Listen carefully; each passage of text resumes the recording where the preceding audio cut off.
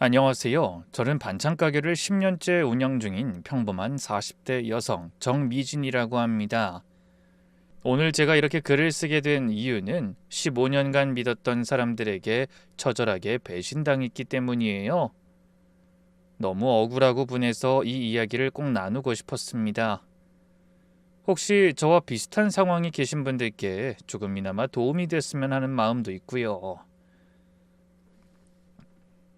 남편은 중소기업 회사원이었는데 성실하긴 했지만 능력은 평범한 편이었습니다. 월급이 많지 않아서 결혼 초부터 제가 경제적으로 더 많이 기여했어요. 솔직히 말하면 남편 월급으로는 생활비도 빠듯했습니다. 그래도 사랑하니까 상관없다고 생각했어요. 내가 더 벌면 되지 그렇게 생각했습니다. 지금 생각하면 참 바보 같았죠. 시어머니는 시골에서 농사 짓는 분이셨어요. 처음엔 순박하고 정 많은 분이라고 생각했습니다. 가끔 올라오시면 된장이랑 고추장 싸들고 오시고 손주 없냐고 걱정해 주시곤 했거든요. 명절 때 내려가면 일도 많이 시키셨지만 그래도 시골 어른들이 다 그렇지 하고 넘겼습니다. 그래서 전 속으로 이렇게 생각했어요. 그래도 우리 시어머니는 괜찮은 분이다. 근데 그 괜찮은 분이 제 인생을 이렇게 만들 줄은 정말 몰랐습니다. 그 순박해 보이던 얼굴 뒤에 어떤 마음이 숨어 있었는지 15년이 지나서야 알게 됐어요. 남편이요? 더 말하기 싫습니다. 15년이 한순간에 허무해지더군요. 같이 밥 먹고 같이 자고 같이 살았던 시간이 다 거짓말 같았어요. 시어머니가 일주일만 신세지겠다며 우리 집에 왔다 갔을 때까지만 해도 전 그냥 효도한다고 생각했어요. 어른이 아프시다는데 모른 척할 순 없잖아요. 며느리 도리라고 생각했습니다. 그게 제 인생 최대의 실수였어요. 그 일주일이 제 인생을 완전히 뒤집어 놓을 줄은 꿈에도 몰랐습니다. 이제부터 제 이야기를 들려드릴게요. 좀 길지만 끝까지 들어주시면 감사하겠습니다. 저는 결혼 전에 정말 악착같이 돈을 벌었어요. 돈 없는 서러움을 누구보다 잘 알았거든요. 지금이야 친정도 잘 정리돼서 남들만큼은 살지만 옛날에는 아버지의 사업 실패로 길거리에 나앉을 뻔하기도 했거든요. 그래서 고등학교 졸업과 동시에 공장에 취직해 악착같이 돈을 모았어요. 그렇게 결혼 전에 직장 다니면서 8년간 모은 돈으로 저는 제 첫 집을 구입했습니다. 빌라였고 은행 대출도 조금 받긴 했지만 오로지 제 힘만으로 마련한 집이었어요. 고생 많이 했어요. 남들 꾸밀 때 꼭 참고 맛있는 거 먹을 돈까지 아꼈어요. 월급의 대부분은 저축했고 점심도 싸들고 다니며 친구도 제대로 만나지 못한 채 정말 지독하게 돈을 모았죠. 지금 그 생활을 해보라고 하면 못할 정도로요. 그래도 집 등기부등본 받던 날은 얼마나 뿌듯했는지 몰라요. 결혼하면서 이 집에서 신혼살림을 시작했는데 남편은 전세금도 없이 빈손으로 들어왔습니다. 집도 없고 돈도 없고 차도 없었어요. 남편은 당시 사회초년생이었고 시댁도 저희 친정처럼 기댈 만한 구석이 없을 정도였거든요. 그런 남자랑 왜 결혼했냐고 묻는다면 외로웠다는 게 답이 될 것 같네요. 지금이라면 절대 하지 않을 실수였지만 그때는 저도 어렸고 너무 힘들게 너무 악착같이 살아와서 주변에 다 떠나고 가족밖에 남지 않았거든요. 그때 남편이 제 곁에 붙어서 다정하게 대해줬던 그 모습에 제가 결혼을 결심하게 됐고요. 사람의 품이, 사람의 온기가 너무나 그리웠거든요. 그래서 그때는 사랑하니까 다 상관없다고 생각했어요. 둘이 열심히 살면 되지. 순진하게 그렇게 생각했습니다. 그런 생각이 깨진 건 결혼 5년 차였을 때 생긴 일 때문이었습니다. 제가 차린 반찬 가게가 막 자리를 잡기 시작할 때였어요. 공장을 그만두고 제 가게를 차린 후 새벽 4시부터 저녁 9시까지 쉬는 날도 없이 일했습니다. 새벽마다 시장 가서 직접 재료 고르고 밤 늦게까지 반찬 만들고 그렇게 몇 년을 버텼더니 드디어 단골이 생기기 시작했습니다. 입소문이 나면서 손님이 늘어나고 매출도 조금씩 오르더라고요. 그때 얼마나 기뻤는지 몰라요. 내 노력이 드디어 빛을 보는구나 싶었습니다. 그날은 명절이라 시어머니가 서울에 올라오셨는데 제 가게 구경을 하고 싶다고 하시더군요. 전 기분 좋게 가게를 보여드렸습니다. 우리 며느리 대단하다 이런 말씀 해주실 줄 알았어요. 어머니, 여기가 제 가게예요. 작지만 단골분들이 많이 생겼어요. 시어머니는 가게 안을 천천히 둘러보셨어요.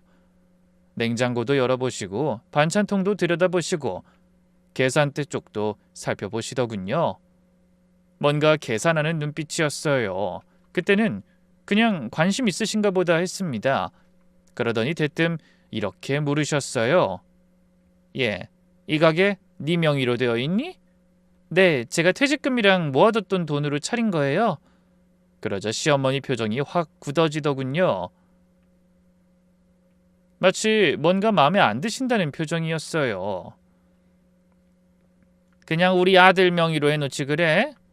여자 명의로 해놓으면 아무래도 좀 그렇지 않니? 사람들 상대할 때도 얕보일 때도 있고. 저는 순간 귀를 의심했습니다. 대체 무슨 생각으로 저런 말씀을 하는지 모르겠더라고요. 어머님, 제 돈으로 제가 차린 가게라서 제 이름으로 했어요. 남편은 직장이 있잖아요. 그랬더니 시어머니가 한숨을 푹 내쉬면서 말씀하시는 거예요. 마치 한심하다는 듯이요. 여자가 돈 벌면 남편 무시하게 돼 있어. 조심해라. 내가 세상 오래 살아봐서 아는데 여자가 돈 줄 쥐면 집안 망해. 그런 사람 여러 봤어. 저는 어이가 없고 기분이 무척 나빴어요. 만약 다른 사람들한테 들었다면 어른이고 뭐고 황소처럼 들이받고 싸움이라도 하는 건데 시어른이잖아요. 그것도 시어머니. 대들 수는 없어서 그냥 웃고 넘겼습니다. 쓸모없고 말도 안 되는 말이라도 어른이 하시는 말씀이니까 그러려니 생각하고 넘기려고 했어요. 속으로는 저런 생각을 하시나 싶었지만요. 솔직히 제가 돈 안 벌었으면 남편이랑 저 이렇게 좋은 집에서 대출 걱정 없이 살 수 있었겠어요? 남편 월급이 얼마인지 제가 뻔히 아는데. 그래도 웃으며 잘 넘겼어요. 근데 그날 저녁 제가 부엌에서 설거지를 하고 있었는데 방에서 시어머니와 남편이 이야기하는 소리가 들리더군요. TV 소리와 물소리가 방해해서 그런지 두 사람의 대화 소리는 제법 컸어요. 예, 저 가게 네 명의로 바꾸는 게 좋겠다. 집도 그렇고 가게도 그렇게 전부 다 마누라한테 다 뺏기면 어떡해. 아이 엄마 그건 좀. 아이 좀은 뭐가 좀이야. 내가 널 어떻게 키웠는데. 마누라한테 휘둘려? 남자가 재산 하나 없으면 바깥에서 무시받아. 알아들어? 아니 근데 그게 쉽지가 않으니까 그렇죠. 아이 쉽고 어렵고가 어딨어. 부부 사이에 내 거 네 거가 어딨냐고. 네 마누라가 생각이 있으면 당장이라도 명의를 바꿔주든 공동명의로 하든 했을 거다. 근데 저렇게 아무 말 없이 입 꾹 닫고 있는 것 좀 봐. 꿍꿍이가 있어, 꿍꿍이가. 저는 귀를 의심했습니다. 설거지하던 손이 잠깐 멈췄어요. 그릇을 놓고 조용해지니 말소리가 잦아들더군요. 저는 갑자기 치미는 화를 다스리려 노력했습니다. 남편이 알아서 시어머니를 막아주리라 생각했죠. 그런데 잠시 후 남편이 저한테 조심스럽게 다가왔습니다. 제 눈치를 살살 보면서요. 여보, 엄마가 그러는데 가게 공동 명의로 하면 어떨까? 뭐라고? 아니, 부부니까 공동 명의로 해도 되잖아. 엄마가 아까 가게에서 말씀하셨다면서. 내 명의로 돌리라고. 나도 뻔뻔하게 다 가져갈 생각은 없어. 근데 우리 같이 살면서 만든 가게인데 나도 공동 명의로 하면 좋잖아. 저는 기가 막혔어요. 평소에 가게 일에 관심도 없던 사람이 갑자기 공동 명의라뇨. 새벽에 일어나서 장 보는 것도 안 도와주고 밤에 정리하는 것도 안 도와주면서요. 게다가 남편은 결혼 초기에는 제가 반찬 가게 하는 걸 부끄럽게 생각하기까지 했었거든요. 지금 그걸 말이라고 하는 거야? 내가 새벽 4시부터 저녁 9시까지 일할 때 자기가 도와준 적이라도 있어? 아니, 당신이 뭘 한 게 있어서 공동명의야? 아이, 그래도 부부잖아. 부부면 뭐, 부부라도 직장은 따로 가지는 사람 많아. 게다가 내가 가게 낼 때 당신이 우리 가게에 돈 한 푼이라도 준 적 있어? 나더러 다 알아서 하라며. 망할 때 귀찮다고. 안 그랬어? 남편은 대답을 못했습니다. 당연하죠. 단 1원도 안 냈으니까요. 창업할 때 1원도, 재료 살 때 1원도, 월세 낼 때 1원도 안 냈어요. 게다가 곧 망할 거라며 자기 이름 올리기도 싫다고 했던 사람이었어요. 그때 시어머니가 방에서 나오셨어요. 얼굴이 시뻘개져 있더군요. 분을 참지 못하시는 표정이었어요. 예, 넌 무슨 말을 그렇게 해? 돈이 뭐가 중요해? 네가 우리 아들 없었으면 편하게 일하면서 돈 벌 수 있었겠어? 너 진짜 제정신으로 하는 말이야? 어머니, 가게 열 때도 제 퇴직금 고스란히 넣어서 만든 가게예요. 남편은 여태껏 도와준 적도 없었고요. 가게에 들인 수고도 돈도 한 푼도 없는데 무슨 공동명의예요? 돈 내고 안 내고가 뭐가 중요해? 남편이 바깥에서 일하니까 네가 장사할 수 있는 거 아니야? 남편이 뭘 해줬는데요? 새벽에 일어나서 장 봐주기로 했어요. 밤에 집안 청소를 도와주기로 했어요. 당신이 말해봐. 당신 나 도와준 적은 있어? 아, 일 도와준 건 하나 있긴 하지. 당신 옷은 혼자서 빨고 달고 다 하잖아. 내 세탁물은 밀리든 말든 상관도 안 하면서. 뭐 그것도 도움이면 도움이지. 결국 저도 열받아서 남편의 행동을 고스란히 고자질하듯 다 이야기해버렸습니다. 그러자 시어머니 얼굴이 벌겋게 달아오르더군요. 내가 이런 며느리 볼 줄 알았으면 결혼 반대했어. 우리 아들이 얼마나 고생하는데 네가 번 돈이 다 누구 덕인데? 저는 더 이상 참을 수가 없었습니다. 방으로 가서 서류를 가지고 나왔어요. 가게 창업할 때 모아뒀던 서류들이요. 혹시 몰라서 다 보관해뒀거든요. 어머니, 이거 보세요. 이 가게 창업자금 3천 중에 2천만 원은 제 퇴직금이에요. 1천만 원은 친정엄마가 준 돈이고요. 여기 통장 내역 있죠?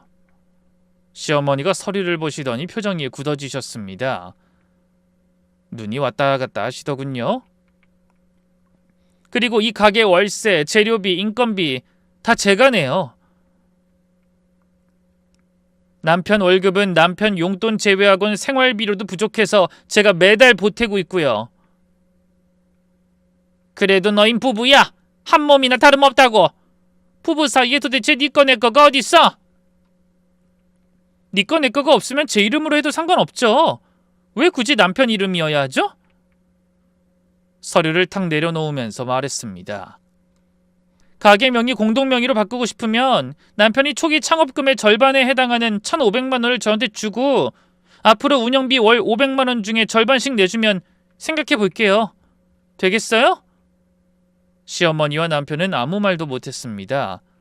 될 리가 없잖아요. 그 돈이 어디 있어요? 남편 통장 사정 제가 뻔히 아는데. 남편이 먼저 꼬리를 내렸습니다.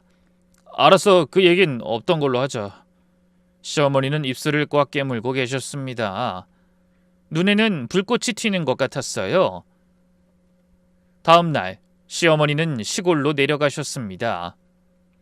짐 싸시면서 절 한 번도 안 쳐다보시더군요. 가시면서 저한테 이렇게 말씀하셨어요. 넌 너 혼자 잘난 줄 알지? 두고 봐라. 그 도끼 어린 눈빛이 아직도 잊히질 않았습니다. 평생 잊을 수가 없어요. 원한이 서린 눈빛이었거든요. 이가 갈린다는 표현이 딱 맞았어요. 아니, 그 눈빛을 왜 저한테 보내는지 모르겠더라고요. 제가 시어머니에게 보내야 할 눈이었을 텐데 완전 주객이 전두됐더라고요. 그때는 그냥 어른이 화가 나셔서 그러시나 보다 했습니다. 시간 지나면 나아지겠지 생각했어요. 제가 참으면 되지 그렇게 생각했습니다. 남편도 그 뒤로 저한테 묘하게 차가워졌어요. 예전처럼 다정하게 안아주지도 않고 대화도 줄었습니다. 밥 먹을 때도 핸드폰만 보고 있고요. 오래간다 생각했어요. 그게 그렇게 이렇게 짜증 부릴 일인가 싶었습니다. 과한 욕심을 낸 사람이 누군데 결국 그렇게 결혼 생활은 권태롭게 흘러갔습니다. 그러다가 이 결혼 생활에 큰 균열이 생긴 사건이 발생했습니다. 바로 결혼 10년 차였죠. 그때쯤 제 가게가 많이 성장해서 직원을 3명이나 둘 정도가 됐어요. 동네에서 저희 가게 이름 대면 다 아실 정도였습니다. 단골도 많고 배달 주문도 늘어났어요. 새벽부터 밤까지 10년을 쉬지 않고 일한 결과였습니다. 제 노력이 드디어 빛을 보는구나 싶었어요. 근데 이상하게 남편이 갑자기 친절해지더군요. 갑자기 살갑게 굴기 시작했어요. 여보, 요즘 많이 힘들지? 내가 가게 일 좀 도와줄까? 갑자기 왜 그래? 아니, 당신이 고생하는 거 보니까 미안해서. 재료 사입 같은 거 내가 맡을게. 처음엔 고마웠어요. 남편이 달라졌나 싶었습니다. 드디어 정신을 차렸나 그렇게 생각했어요. 퇴근하고 가게에 와서 계산도 도와주고 정리도 도와주더라고요. 근데 점점 남편의 이상한 행동들이 눈에 보이기 시작했습니다. 남편이 제 가게 거래처 사장님들을 따로 만나더군요. 제가 모르게 커피도 마시고 밥도 먹고요. 거들떠보지도 않던 가게 장부도 들여다보고요. 그러면서 제게 붙어서는 매출이 얼마냐, 순이익이 얼마냐 자꾸 물어보는 거예요. 직원들 월급은 어떻게 주는지, 고정비는 얼마나 나가는지 시시콜콜하게 묻기 시작했습니다. 왜 갑자기 그런 걸 궁금해하는 거야? 가게 별로 관심도 없었으면서. 그냥 우리 가게잖아. 나도 이제 알아야지. 그때야 뭘 모르고 그랬었고. 우리 가게라는 말이 묘하게 불쾌했습니다. 언제부터 우리 가게였는지 모르겠더군요. 새벽에 일어나서 장 보는 것도 저고 가게 청소와 정돈은 물론이고 반찬 만드는 것도 제가 하고 있는데 꼴랑 몇 달 도와줬다고 가게에 책임감이 생기기도 했다는 건가요? 그러던 어느 날 오래 거래한 식자재 사장님이 저한테 조심스럽게 말씀하시더라고요. 가게에 배달 오셨다가 절 따로 부르시더군요. 아이 사장님, 혹시 어디 아프세요? 네? 갑자기 그게 무슨 말이에요? 아프다니 저 팔팔한데요? 그럼 가게는 계속 사장님이 하실 거죠? 제 가게니 제가 해야죠. 근데 갑자기 왜 이런 말을... 아니 사장님 남편분이 곧 본인이 이 가게 맡아서 운영하게 될 거라고 하시던데요. 거래 조건 새로 얘기하자고 하셨어요. 단가도 낮춰달라고 하시고요. 그래서 전 사장님이 혹시 어디 아파서 그만두나 싶었거든요. 저는 귀를 의심했습니다. 남편이 거래처 사장에게 그런 말을 했다는 게 믿기지 않았습니다. 저는 부글부글 끓어오르는 화를 참으며 거래처 사장에게 물었습니다. 사장님, 그거 언제 얘기예요? 지난주에요. 저도 좀 이상해서 사장님께 말씀드리는 거예요. 저는 거래처 사장님께 감사하다고 인사드리고 집에 돌아갈 때만 벼르고 있었어요. 그리고 집에 돌아가자마자 남편에게 바로 따졌어요. 당신이 거래처 사장님한테 당신이 가게 운영할 거라고 했어? 남편이 움찔하더군요. 눈을 피하면서 말했습니다. 뭐? 아니, 그냥 사업도 잘 되는데 확장이라도 좀 해볼까 했지. 내가 거기 말고 당신이 2호점 내서 맡으면 되지 않을까 해서.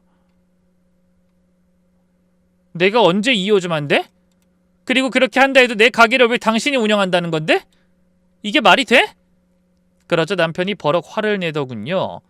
갑자기 목소리가 커졌어요. 내가 이 집안 가장이야. 마누라 가게 간섭하는 것도 내 권리고. 간섭을 한다고? 당신 돈 1원 안 들어간 가게를? 부부는 재산이 공동이야. 법적으로도 그래. 저는 기가 막혀서 웃음이 나왔습니다. 결혼 전 재산은 특유 재산이라 공동 재산이 아니거든요. 가게도 마찬가지고요. 제가 상인회에서 보고 들은 게 얼마나 많은데 그 정도 법도 모르면서 법을 들먹이다니. 굳이 오류를 잡아줄 생각도 없었어요. 그래서 최근에 가게 들락날락거리면서 돈 얼마나 되는지 확인하고 있었니? 며칠 좀 나오는 것 같으니까 뺏어보려고? 뺏어가려고 시도라도 해봐. 나도 당신이랑 헤어지면 그만이니까. 야, 왜 이혼 얘기가 나와? 부부 사이에 쉽게 그런 말 하는 거 아니야. 그런 말 듣기 싫으면 그런 말이 나올 일을 만들지 마. 잘 운영하던 내 가게 가져가려는 사람이 누군데? 제가 눈을 부라리며 대들자 남편은 더 할 말이 없었는지 방으로 들어가 버렸습니다. 문을 쾅 닫더군요. 며칠 뒤에 시어머니한테서 전화가 왔습니다. 5년 만에 처음 거는 전화였습니다. 넌 남편 체면 좀 세워줄 생각도 없니? 어쩜 이렇게 무심해? 네? 갑자기 무슨 말씀이세요? 가게 이야기 들었다. 우리 아들도 열심히 도와주는 것 같던데 공동명의로 하면 되잖아. 왜 그렇게 인색하게 굴어? 그게 그렇게 어려운 일이야? 알고 보니 남편이 시어머니한테 전화해서 울었더군요. 마누라가 무시한다. 내가 이 집에서 뭐냐 이런 얘기를 했다고 해요. 시어머니한테 고자질을 한 거죠. 너무 웃겨서 말이 안 나오더라고요. 어머니, 부부 사이에도 도리라는 게 있어요. 전 제 가게가 제 전부예요. 그래서 남편이 도와주지 않아도 여태껏 잘 꾸려왔고요. 그리고 그 가게에서 번 돈으로 남편과 잘 살 수 있었고요. 그런데 남편이 그걸 홀라당 자기가 가져가려고 하는데 제가 참을 수 있겠어요? 아이고, 욕심만 많아가지고는 남편 것이 네 것이라고 내가 몇 번을 얘기해. 그리고 네 남편도 고생이 많은 사람인데 그 정도도 못해줘? 남편이 뭘 고생해요? 힘든 일은 제가 다 하는데요, 어머님. 제발 모르시면 이야기를 하지 마세요. 그깟 가게가 뭐라고 남편을 무시해? 그냥 공동명의 하는 것뿐인데 뭐가 그렇게 어려워? 10년이다. 자그마치 10년 동안 같이 살았으면 이제 좀 해줄 때도 되지 않았니? 10년이 아니 100년을 살아도 못 해줘요. 저건 온전히 제 돈이 들어간 제 가게예요. 2년이 끝까지. 전화가 끊겼습니다. 2년이라니. 시어머니한테 2년 소리를 듣는 날이 올 줄은 몰랐습니다. 그 뒤로 남편과 냉전이 시작됐어요. 같은 집에 살면서 말을 안 했습니다. 남편은 계속 가게 얘기를 꺼내면서 귀찮게 했어요. 밥 먹다가 TV 보다가 자기 전에 툭툭 던지듯이요. 여보, 공동명의권 다시 생각해봐. 싫다니까. 왜 이렇게 고집이야, 부부 사이에. 고집 부리는 건 당신이야. 저는 더 이상 참을 수 없어 대비를 하기로 했어요. 나중에 무슨 일이 생길지 모르니까요. 남편의 폰에 전화 통화를 모두 자동 녹음되도록 설정을 바꿔놨습니다. 그리고 남편이 목욕할 때 남편 폰에 있는 시어머니와의 통화 내역을 모두 제게 보냈죠. 대화 내용을 들어보니 참으로 가관이었습니다. 야, 엄마 어떡해. 와이프가 끝까지 안 바꿔주겠대. 그년한테서 가게 빼앗아야 해. 그래야 네가 바깥에서 기펴고 다니지. 그리고 어떻게 네 재산이 아무것도 없을 수가 있어. 10년을 살았으면 이제 너도 뭐라도 좀 있어야지. 근데 방법이 없잖아. 와이프 이름으로 된 걸 어떻게 바꿔? 방법 찾아봐라. 법적으로 어떻게 안 되나 알아보고 변호사 상담이라도 받아봐. 알았어, 엄마. 그년한테 휘둘리면 안 돼. 남자가 돈을 쥐고 있어야 여자가 기못 펴. 네 마누라 기세등등한 거 봐라. 아주 지 CM이를 잡아먹을 판이야. 난 그 꼴은 못 본다. 저는 그 녹음 파일을 듣고 진짜 소름이 돋는 걸 느꼈습니다. 그리고 어느 날 남편이 또 공동명의 얘기를 꺼내길래 들려줬어요. 그러자 남편 얼굴이 새파랗게 질리더군요. 눈이 휘둥그레졌어요. 야, 이건 불법이야. 몰래 녹음한 거잖아. 불법이든 뭐든 당신이 먼저 잘못한 거잖아. 저는 핸드폰을 들어보이면서 말했습니다. 이혼 사유로 충분하지? 이거 변호사한테 보내면 어떻게 될까? 설마 진짜 이혼하려는 건 아니지? 당장 이혼하자고 하면 이 녹음 가지고 갈 거야. 그리고 법적으로 따지면 이 집도 내 거, 가게도 내 거야. 당신 가져갈 거 없어. 조용히 살든가 아니면 각오해. 남편은 완전히 기가 죽어서 고개를 숙였습니다. 한참을 아무 말 못하다가 입을 열었어요. 잘못했어. 다시는 안 그럴게. 이혼 얘기는 하지 마. 시어머니도 한동안 연락을 끊으셨어요. 명절에도 안 올라오셨습니다. 그때 저는 이제 조용히 살 수 있겠구나 싶었습니다. 하지만 전 그때부터 남편을 완전히 신뢰하지 않게 됐어요. 비상금을 따로 모으기 시작했고 중요한 서류들은 친정에 맡겨뒀습니다. 등기부 등본, 가게 계약서, 차량 등록증 같은 것들이요. 가전제품이나 가구를 살 때마다 영수증을 전부 따로 보관했어요. 날짜별로 정리해서 파일에 넣어뒀습니다. 솔직히 이혼 이야기를 들먹이긴 했지만 애도 있고 일도 바쁜데 굳이 건들지만 않으면 나도 이혼까진 안 하겠다 그런 생각이었죠. 그렇게 지지부진하게 시간이 흘렀죠. 어느 날 시어머니에게서 갑자기 전화가 왔어요. 5년 전 그 일 이후로 연락을 거의 안 하시다가 갑자기 전화가 온 거예요. 예, 내가 몸이 안 좋아서 그러는데 일주일만 너희 집에 있어도 되겠니? 네? 어디가 안 좋으세요? 무릎이 안 좋아서 서울 큰 병원에서 검사 받고 싶어. 시골 병원은 영 믿음이 안 가. 그리고 무릎이 이러니 장을 보러 나가는 것도 힘들고.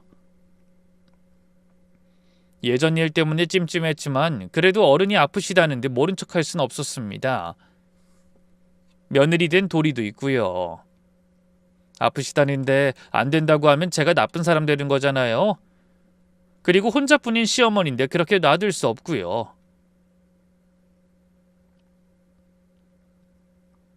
네, 어머니 올라오세요.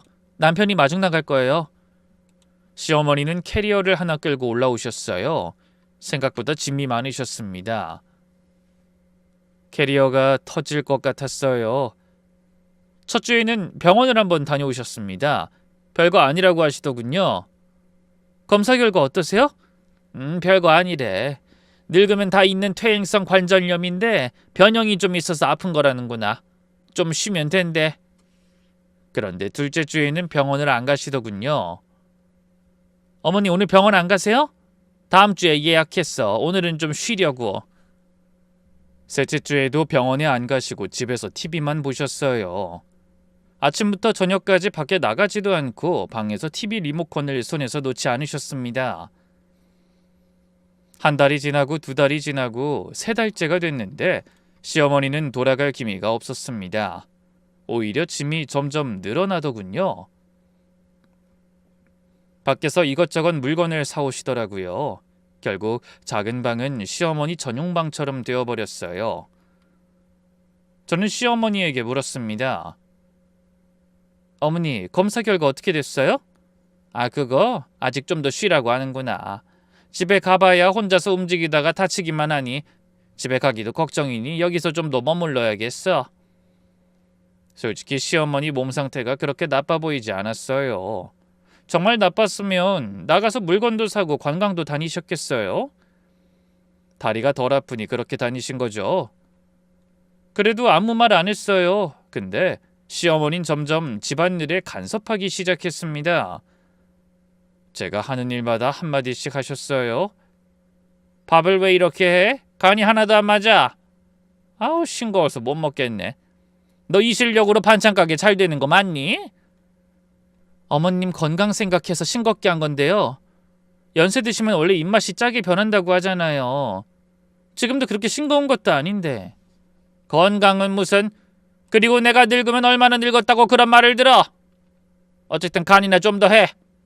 그렇게 간을 더한 반찬은 남편에게 핀잔을 들었죠. 아이 무슨 소금을 얼마나 친 거야. 그러게 어머님이 간이 싱겁다고 소금 더 치라고 하셔서. 두 분이서 이야기해서 어느 간을 맞출지 결정해줘. 그래야 나도 어느 한쪽으로 해줄 거 아니야. 그러자 남편도 시어머니도 얼굴이 굳어버리더군요. 그 이후로는 음식 갖고 뭐라 하진 않더라고요. 그러자 이번엔 청소할 때 절 괴롭히더군요. 청소를 이따위로 하냐? 먼지가 이게 뭐야? 구석구석 좀 해. 어머니, 저 아침에 출근해야 해서. 핑계대지 마. 며느리가 집안일도 제대로 못하면서 장사는 무슨 장사야? 장사하느라 집구석 먼지 구덩이로 만들고 사는 거 난 용납 못한다. 심지어 제 가게에까지 오셔서 간섭을 하셨어요. 갑자기 가게에 나타나시더니 이것저것 지적하시는 거예요. 이 반찬 맛이 왜 이래? 손님들한테 이런 거 팔어? 어머니, 손님들 계시는데. 손님 응대는 그게 뭐야? 웃으면서 해야지. 인상 쓰고 있으면 누가 사가? 제가 인상을 언제 썼다고. 시어머니가 하는 말이 틀려? 내가 너 잘 되라고 하는 소리야. 직원들 앞에서 절 망신 주시는 거예요. 직원들이 눈치 보면서 고개를 숙이더군요. 저는 스트레스가 폭발할 것 같았습니다. 진짜 직원들 눈만 아니었으면 여기서 한바탕 뒤집었을 거예요. 결국 저녁에 남편에게 말했어요. 더 이상 참을 수가 없었습니다. 여보, 어머님 언제 내려가시는 거야? 나 진짜 힘들어. 엄마가 좋다는데 뭐 어때? 어떻다니? 일주일만 계시겠다더니 3달째잖아. 내가 새벽부터 일하고 와서 시어머니 밥 차리고 모시는 게 쉬운 일인 줄 알아? 엄마가 아프잖아. 아프긴 뭐가 아파. 병원도 안 가시잖아. 맨날 TV만 보시고. 제가 그렇게 이야기하자 갑자기 남편이 인상을 팍 쓰더군요. 우리 엄마가 불편해? 싫으면 네가 나가. 남편은 절 쳐다보며 버럭 소리를 지르더군요. 그렇게 큰 소리를 지르는 건 처음이었어요. 저는 순간 머릿속이 하얘졌습니다. 뭐라고? 지금 나한테 나가라고? 그래, 싫으면 나가. 이 집에서 내 엄마 모시겠다는데 네가 뭔데 참견이야? 내가 뭔데? 이 집 주인이 나야. 내가 산 내 집이야. 대출금도 내가 갚았고. 그 대출금에 내가 준 생활비가 안 들어있다고는 말 못하잖아. 그리고 매번 이런 식으로 내 거 네 거 가리는데 그 태도가 짜증난다고. 시어머니가 방에서 나오셨어요. 싸우는 소리를 듣고 나오신 거예요. 그런데 말리시는 게 아니라 남편 편을 드시더군요. 그래, 네 남편 말이 맞아. 싫으면 나가라. 며느리란 게 시어머니 모시는 것도 싫어? 내가 합가를 하자고 했니? 고작 몇 달 있었던 거 가지고 이 난리야? 저는 기가 막혔습니다. 이게 지금 무슨 상황인가 싶더군요.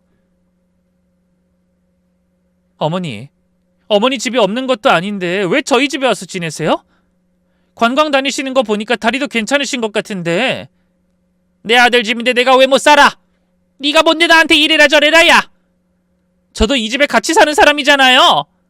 최소한 저하고도 상의가 돼야죠. 그리고 집에 계시고 싶으시면 되지도 않는 간섭은 그만하셔야죠. 시어머니가 코웃음을 치셨어요. 간섭? 너 말을 그딴 식으로 하니? 나도 다 알아. 명의가 네 거라도 10년 넘게 산 집인데 우리 아들 기여도가 없겠니? 그러니까 이제 그만 이 집 인질로 삼고 우리한테 멋대로 굴지 말란 말이야. 저는 할 말을 잃었어요. 그날 밤 저는 분해서 잠이 오지 않았습니다.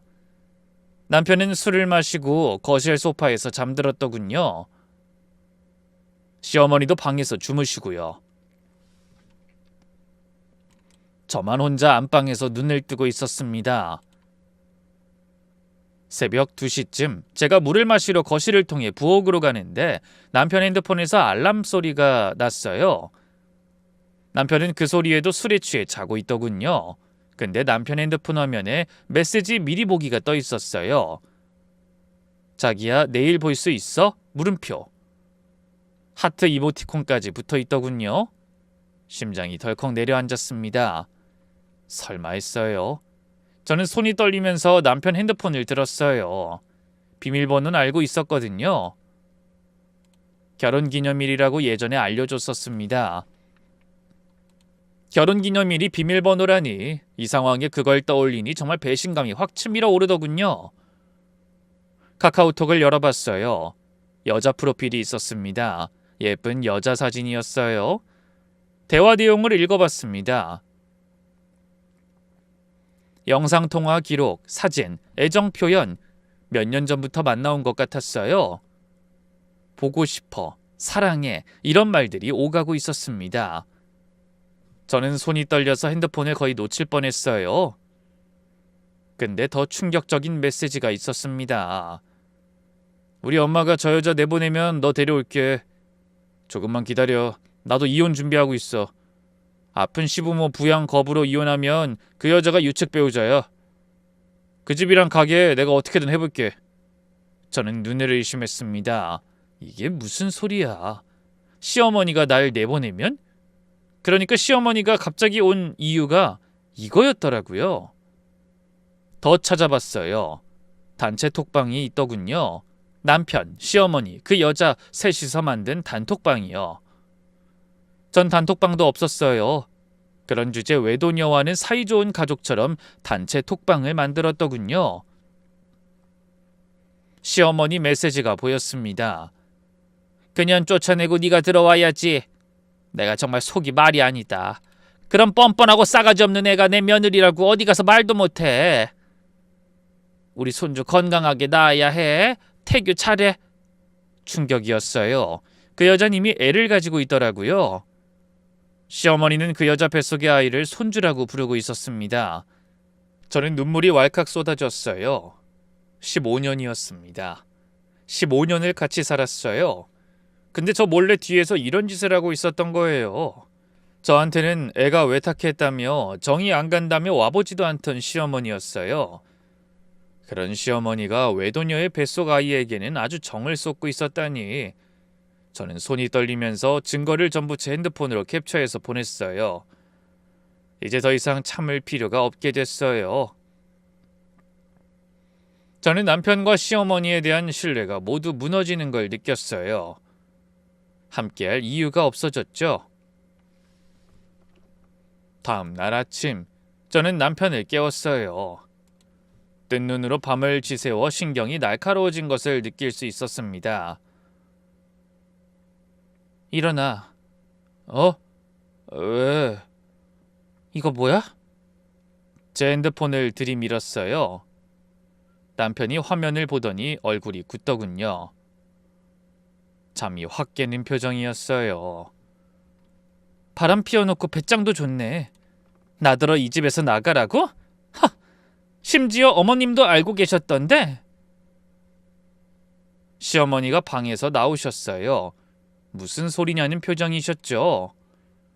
아침부터 웬 소란이냐? 잘 오셨네요. 저희 집에 오셔서 내내 저 괴롭히더니 그 이유가 저랑 남편 이혼시키려고 그런 거였어요? 새 며느리 배에 손주가 있으니까? 네? 시어머니가 핸드폰 화면을 보시더니 얼굴이 새파랗게 질렸습니다. 눈이 왔다 갔다 하시더군요. 그러더니 태도를 확 바꾸셨어요. 그래서 어쩔 건데? 뭐 그게 문제야? 문제는 네가 시어머니를 핍박하고 남편을 괴롭히고 있다는 게 문제지. 뭐라고요? 안 그러냐? 어제만 해도 봐라. 아픈 시어머니 모시기 싫다고 내보내자고 한 게 너야. 게다가 아들 하려는 일에 초치고 매번 재 뿌린 것도 너고. 아들 앞길 받고 싶어서 환장한 년처럼 이게 뭐니? 저는 기가 막혔습니다. 안 아프니 돌아가시라고 한 거죠. 게다가 남편이 제 가게 뺏으려고 수작 부린 게 앞길 막는 건가요? 이러지 말고 지금 하는 일이나 열심히 해서 승진이나 할 것이지. 매번 승진에 떨어지는 주제 나더러 앞길 막는다고요? 자기 앞길 막는 게 내 탓이에요?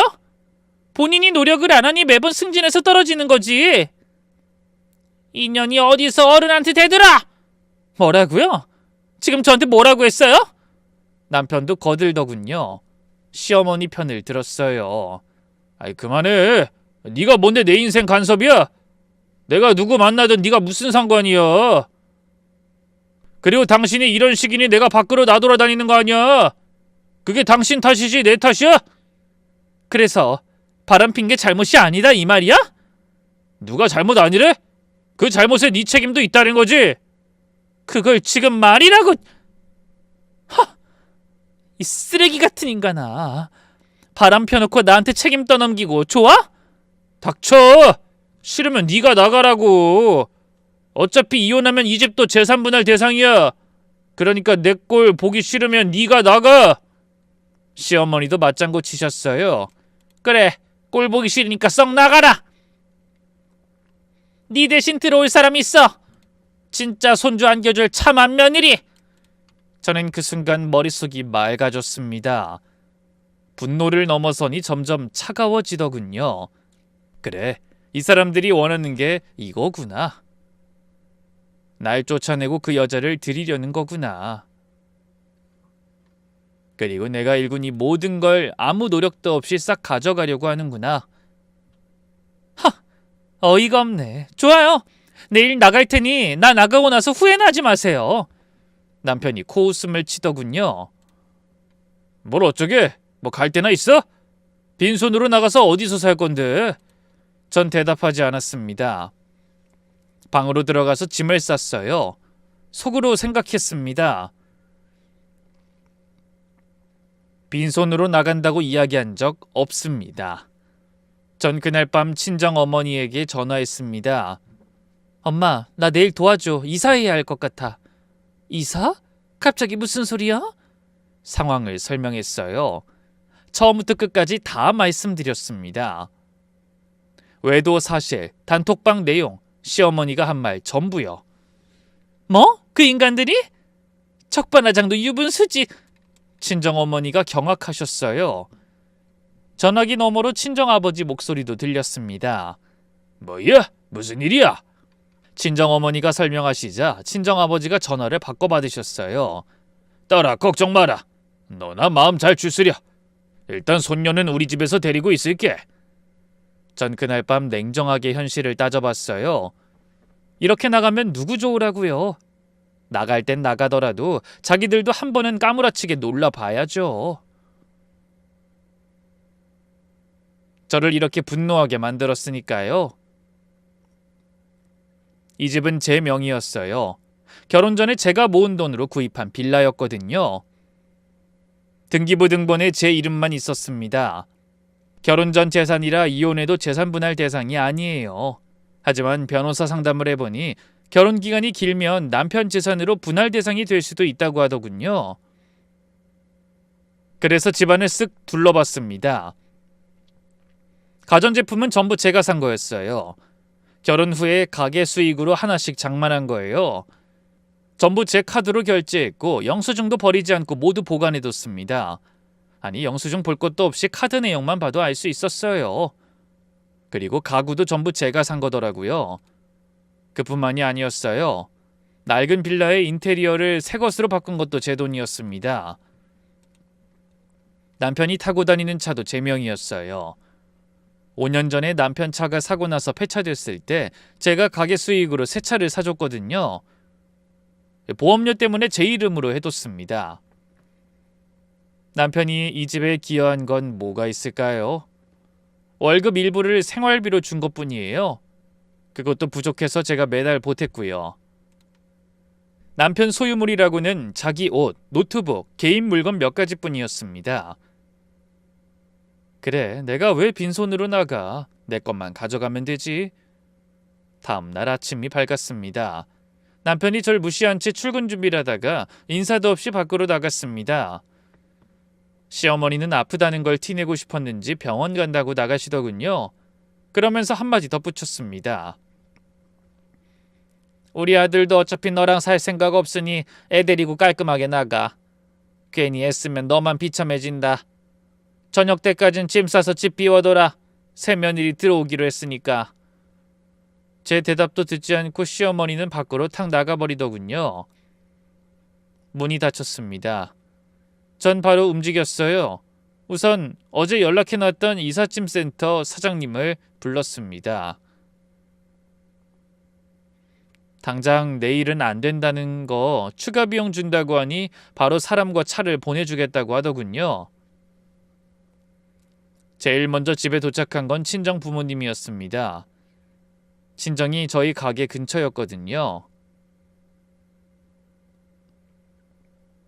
일부러 가게를 잡을 때 친정 부모님 집 근처로 정했거든요. 친정 엄마가 제가 바쁜 걸 알고 아이를 봐주시겠다고 하셨거든요.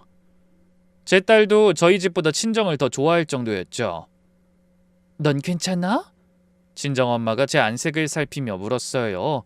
그 얼굴에 눈물이 날 것 같았지만 꾹 참고 말했어요. 네, 괜찮아요. 어제 이미 마음의 정리 다 됐어요. 엄마, 빨리 시작해요. 제 것만 그냥 막 담아주세요. 예쁘게 정리 안 해도 돼요. 저는 짐을 부모님에게 맡기고 중고차 딜러에게 전화했어요. 오늘 바로 팔 수 있을까요? 차종이 뭔가요? 그 차면 지금 인기 차종이라 바로 매입 가능해요. 남편이 회사에 타고 간 차량이었지만 예비차 키는 저도 가지고 있었어요. 그래서 남편 회사 주차장으로 가서 차를 가져와 중고차 딜러와 차량 매도 계약서를 작성했습니다. 제 명의니까 문제 없었어요. 차량 인도하고 1,300만 원을 현금으로 입금받았습니다. 차량 안에 있던 남편 물건은 모두 꺼내와서 친정아버지 차에 실어 집 거실에 가져다 놨어요. 그리고 이삿짐 센터에서 사람이 왔습니다. 다행히 우리 집이 1층이었기에 사다리차를 따로 부를 일은 없었어요. 그리고 직원들에게 큰 물건들부터 옮겨달라고 부탁했습니다. TV, 냉장고, 세탁기랑 건조기, 에어컨, 가죽 소파, 킹사이즈 침대, 식탁 세트, 옷장, 책장, 커튼, 조명까지 전부요. 물론 안에 든 남편 물건은 다 빼놨죠. 5시간 정도 작업하니 대충 짐을 다 뺄 수 있었습니다. 이삿짐은 친정으로 출발했어요. 저는 마지막으로 집안을 둘러봤습니다.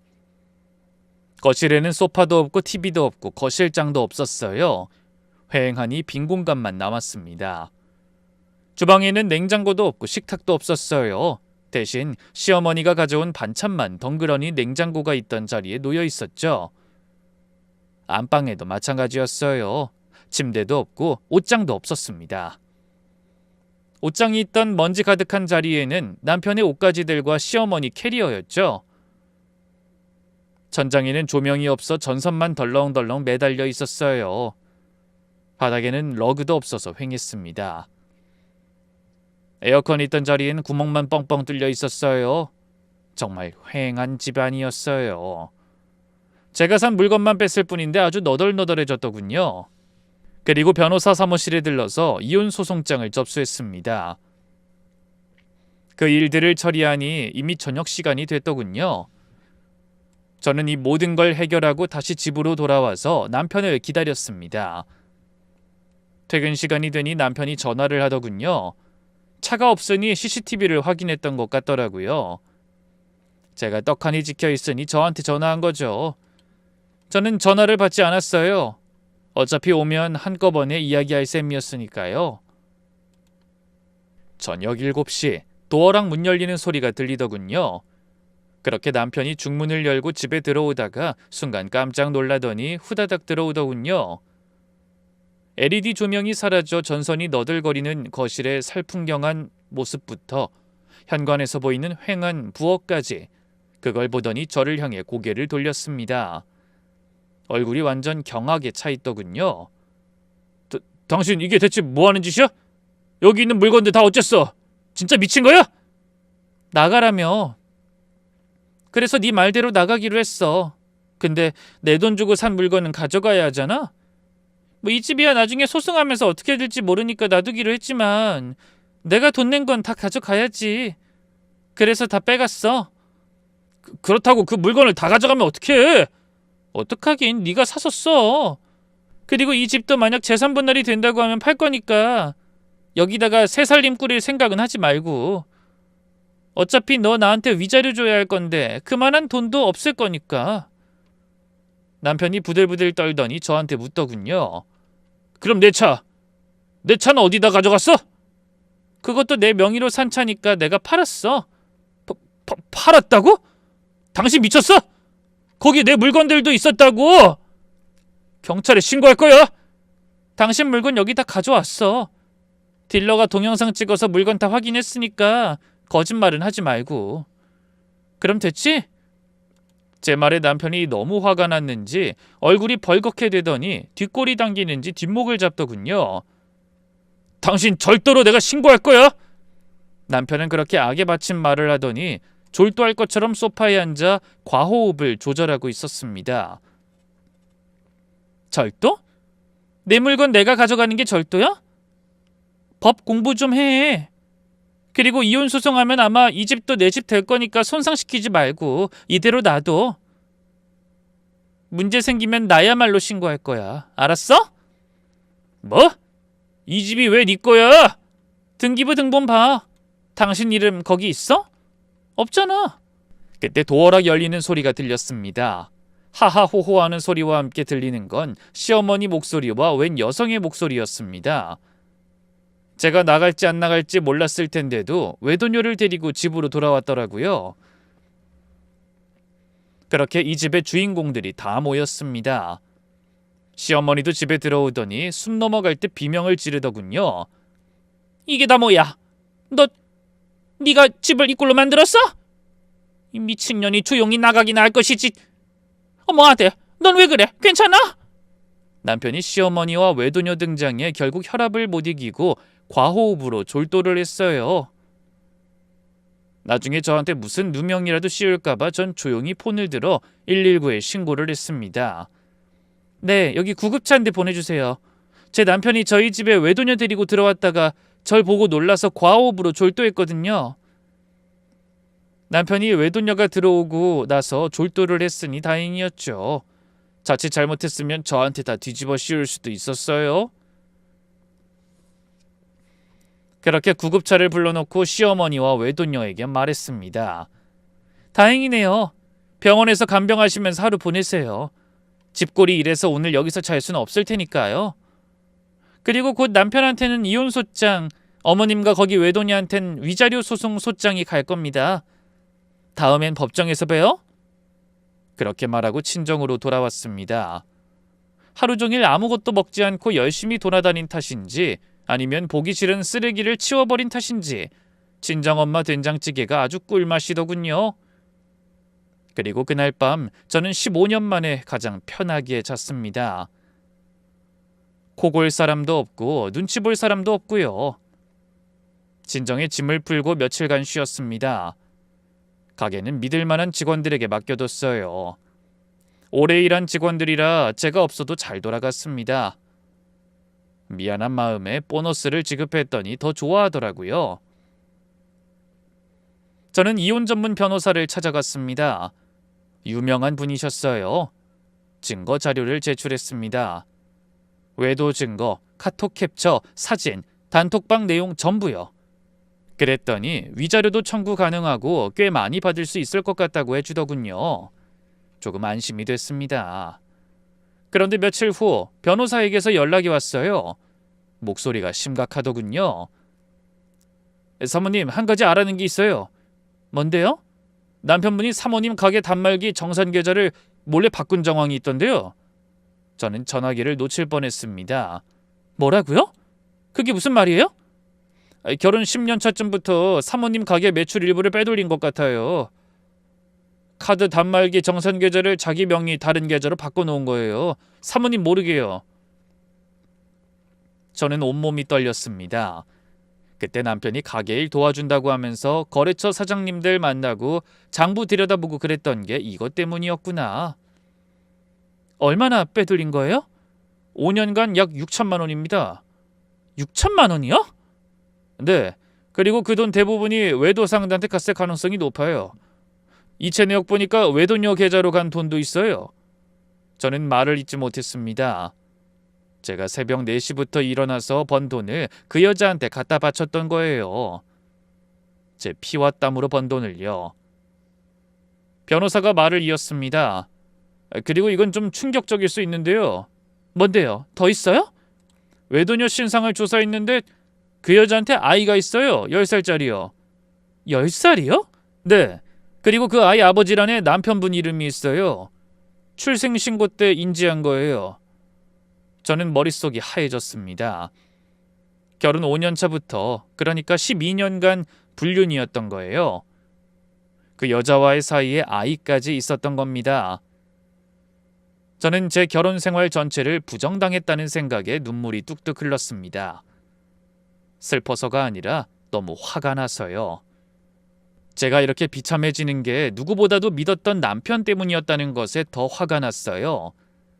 내 딸에게 상처를 준 게 남편과 시어머니라는 사실에도 분노가 치밀었죠. 저는 변호사를 통해 법적 조치를 시작했습니다. 가계 매출 빼돌린 건 업무상 횡령, 외도녀 상대로 손해배상 청구, 시어머니 상대로 공동 불법 행위 손해배상까지 청구했어요. 저도 몰랐는데 불륜 방조하고 숨겨진 손주 알면서 저한테 숨기고 저를 구박한 건 처벌이 된다고 하더라고요. 그리고 남편과의 이혼 소송은 물론이고 추가로 빼돌린 6천만 원 반환 청구도 했습니다. 남편은 형사재판을 받게 됐어요. 횡령 증거가 명확해서 변명할 수가 없었습니다. 계좌 이체 내역이 다 남아 있었거든요. 남편 변호사가 합의를 제안해 왔어요. 그러나 합의에 응하지 않았습니다. 그랬더니 남편이 전화가 왔더라고요. 여보, 합의 좀 해줘. 어차피 이혼하면 당신이 더 많이 가져가잖아. 그럼 이 정도에서 멈출 줄 알아야지. 어디까지 욕심 부릴 건데? 남편은 용감한 건지 무식한 건진 모르겠지만 용서를 구해도 모자랄 판에 저한테 화를 내더라고요. 야, 어디서 헛소리를 짓거려? 뚫린 입이라고 다 말인 줄 알아? 정신 나간 인간 쓰레기가. 네가 그동안 횡령해서 외도녀한테 준 돈 다 받아내려고 그런다. 왜? 마누라가 번 돈 외도녀한테 보내는 찌질이 같은 인간이 어디서 큰 소리야? 제 말에 남편 놈이 기가 찬 듯 말을 잇지 못하더라고요. 그래서 말해줬습니다. 욕심? 네가 나한테 욕심 운운할 형편이야? 욕심내다가 정작 재판받고 있는 게 당신이야. 당신! 어디서 나한테... 그리고 내 집에 있는 당신 물건들 한 달 안에 다 치워. 거기 다른 사람한테 새놓을 거니까. 여보! 여보! 그러지 말고 다시 한번 생각... 남편 놈 말 다 끝나기 전에 전화 끊어버렸습니다. 듣고 있으니 귀가 썩는 기분이었거든요. 그리고 이후 형사재판 결과가 나왔습니다. 남편은 횡령죄로 징역 1년에 집행유예 2년을 선고받았어요. 전과자가 된 겁니다. 회사에 알려져서 결국 해고당했어요. 15년 다니던 회사에서 잘린 거죠. 이혼 재판 결과도 나왔습니다. 유책 배우자로 인정됐고 위자료 3천만 원이 판결됐어요. 횡령한 6천만 원 반환 판결도 나왔습니다. 재산 분할에서도 제가 압도적으로 유리했어요. 원래 제 재산이 대부분이었으니까요. 그리고 양육권도 제가 가져왔어요. 남편은 제 아이에게도 양육비를 내야 했어요. 외도녀 소송 결과는 손해배상 2천만 원 판결이 나왔습니다. 유부남인 줄 알면서 만났고 가정 파탄에 기여했으니까요. 시어머니 소송 결과는 공동 불법 행위 인정돼서 손해배상 1천만 원 판결이 나왔어요. 불륜을 알면서 방조하고 오히려 조장한 책임이요. 그리고 그들이 그렇게 믿고 있던 재산 분할에 저희 집은 해당이 안 됐습니다. 남편은 세금도 관리비도 대출금도 갚은 적이 없었으니까요. 게다가 생활비마저 제가 월등히 많이 부담한 것이 인정돼서 재산 분할 기여도가 완전 줄어버려 남편이 받을 재산은 거의 없다시피 했어요. 시어머니는 손해배상 낼 돈이 없었는지 시골 땅 일부를 팔아 겨우 마련했어요. 동네에 소문이 다 퍼졌더군요.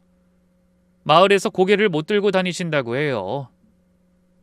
평생 살던 동네에서 손가락질 받으시는 거죠? 그토록 예뻐하던 외도녀의 아이도 못 만나게 됐어요. 외도녀가 당신의 가족 때문에 인생 망했다 라며 연락을 끊어버렸거든요. 소송에서 지고 돈까지 물어내야 하니까 화가 났겠죠. 남편도 시어머니를 원망하더군요. 엄마 때문에 내 인생 이렇게 됐어. 엄마가 자꾸 와이프 쫓아내라고 하니까. 그렇게 둘도 없는 모자지간이 원수지간으로 변하는 것도 순식간이더라고요. 하긴 10년 동안 저 몰래 애틋하게 키워오던 연인 사이도 원수로 변해버렸거든요. 남편이 10년 넘게 사랑을 키워오던 외도녀와도 헤어지게 됐다고 들었거든요. 물론 외도녀의 일방적인 이별 통보로 말입니다. 돈도 없는 전과자랑 왜 살아? 너 때문에 내 인생 망쳤어. 아이 양육비나 꼬박꼬박 보내. 결국 이후에 태어난 아이 양육비도 못 줘서 외도녀한테 고소당했다고 해요. 완전히 빈털터리가 돼서 고시원에서 생활한다고 들었습니다. 이혼이 최종 확정됐습니다. 제일 소중한 딸아이와 제 집이랑 제 가게는 모두 온전히 지켰어요. 원래 제 거였으니까 당연하지만요. 그리고 저는 드디어 15년 악몽에서 해방됐습니다. 이혼 후 가게는 여전히 잘 돼요. 오히려 더 번창했습니다. 스트레스 없이 일하니까 몸도 좋아지고 매출도 올랐어요. 딸아이 때문에 친정 부모님에게 신세를 많이 지고 있지만 그래도 지금이 훨씬 좋아요. 딸아이도 더 안정됐고요. 솔직히 말할게요. 후련해요. 진짜 시원해요. 억울하고 분했던 15년이 이제야 끝났어요. 그 집 현관문 닫고 나오는 순간 다시 태어난 기분이었거든요. 긴 이야기 끝까지 들어주셔서 감사합니다.